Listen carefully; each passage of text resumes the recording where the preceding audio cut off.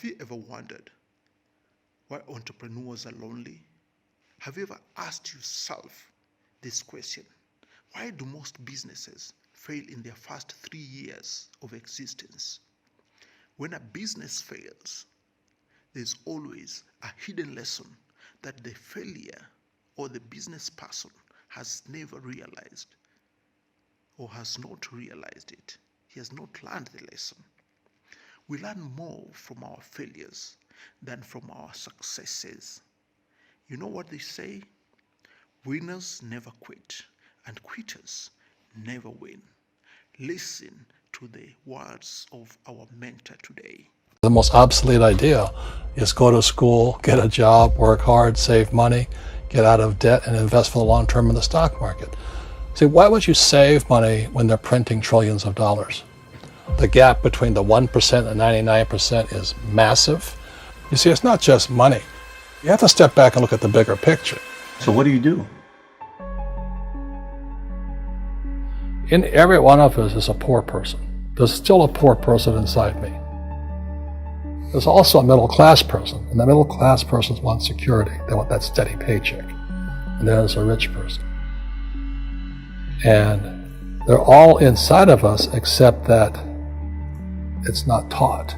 You're taught to go to school, get a job, and get a paycheck. You're not taught to how to get rich. If you read Rich Dad, Poor Dad, my rich dad refused to pay me. He said the paycheck was one of the most damaging things you could take in your life. He says the moment you take a paycheck, you're an employee, and that's the mindset. So my rich dad never paid me. He drove my poor dad, government employee, nuts. You gotta pay people, you gotta pay people. And Rich Dad was not saying that the paycheck was bad. He says you didn't want to be a slave to money. So as an entrepreneur, if Rich Dad folded, I just start another company. I don't need a paycheck. I don't need anybody to take care of me. If my government doesn't like me, I move to another country because they need entrepreneurs there. So the entrepreneur is not so much the business. The entrepreneur is really the mindset and the skill sets and the different set of rules. You see, small business does not operate in the same rules as big business. Entrepreneur is a mindset first, a skill set, and rules. And depending upon whether you're an employee or a small business, the rules are different. The mindsets are different, the skill sets are different. If you could say one thing to somebody who's never been an entrepreneur and they're thinking about making the leap of faith into becoming an entrepreneur, what could you tell them? Well, I'll just tell them the same thing that happened to me. My last paycheck, I still remember it clearly. It was one of the worst and the best days of my life. And I was in Puerto Rico. I was working for Xerox, and my boss gave me it wasn't a paycheck, it was a bonus check. I think it was about $30,000 taxable. It's the only problem with that. So I got this check and I went, holy mackerel. So I was excited, but I was also disturbed. And so this other guy comes up to me, his name was John, and John says to me, he says, you're gonna be back. I said, why? He says, because you're gonna fail. I looked at him and said, look, few expletive words, because that's what he did. He left Xerox, failed, and he came back. And I said, look, you failed and you came back, but I'm gonna fail and I'm never coming back. And that's the attitude. Do you know what I mean? If you say, well, if I fail, I'll go back to mommy and daddy, then that's what you'll do. So if you fail, that's when I became an entrepreneur, because I had no money. I had no money for years. I didn't have a paycheck.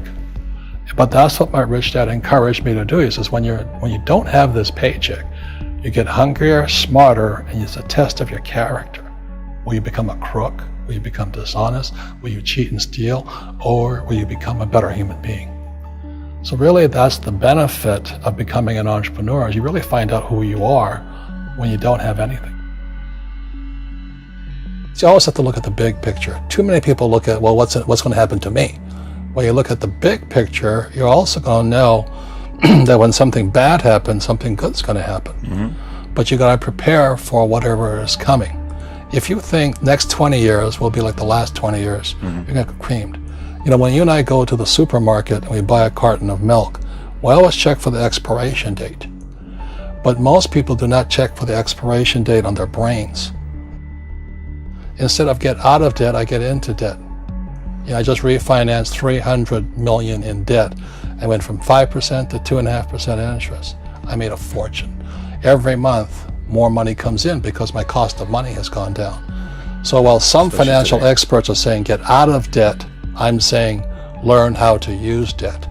See, when I came back from in Vietnam in January of '73, the first thing my rich dad said to me was go to school to learn how to invest in real estate. It wasn't real estate, it was how to use debt and taxes.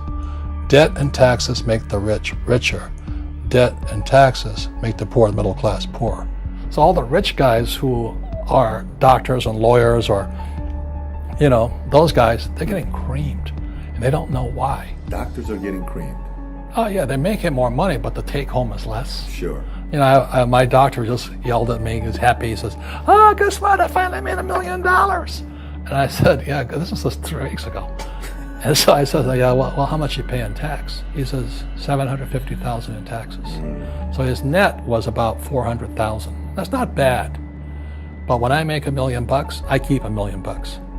And the reason is because I don't make it by working for money. See, if you work for money, you're taxed. So that's why lesson number 1 in Rich Dad, Poor Dad is the rich don't work for money. What we do instead is we create businesses as entrepreneurs. We acquire real estate. I don't invest in the stock market. Okay? So the reason is because as entrepreneurs, I have more control over my income, how much I make, and how much I pay in taxes. And because I'm an entrepreneur as well as an investor in real estate, I pay 0 tax. So every time I make, let's say, $1 million as an entrepreneur, I immediately invested in real estate. I have a 4-to-1 step up. So I put $1 million in real estate, I get $4 million from the bank. That's why I love banks. But the banks are screwing everybody else, terrible, but it's good for me. That's why you say when you print, it's good for you, but when you print, it's bad for people that work for money. Because when you print, savers get creamed and people who work for money get creamed. When they print, debtors get rich. You see, debt and taxes make the rich richer, and debt and taxes make the poor middle class poorer. When we have obsolete ideas, we get obsolete results. So what's happening for most people, the idea of going to school, getting a job, working hard, saving money, getting out of debt, buying your house because it's an asset, and investing for the long term, is obsolete. The world has changed. The world changed in 1971 when President Nixon took us off the gold standard and money became debt. What if we get rid of school? Then what would happen? Would it be better if we had no educational system at all? No, I'm saying education is more important before. It's just obsolete. There's Moore's Law which states information doubles every 18 months. In other words, everything's obsolete 18 months. So, and this is just a recent phenomenon. So when you come out of school, you're already obsolete. And that's why I'm the old guy, I meet my friends who went to Harvard. Say, I went to Harvard. I said, yeah, that was how long, 50 years ago? Today, the banks are charging you interest to save money. In other words, banks don't want your money because they printed too much of it. And that's why there's this bubbles in stocks and bubbles in real estate and all this. People are dumping the cash because, as I said in here, savers are losers and cash is trash. And yet people are, well, I want a high-paying job. Well, that's an obsolete idea.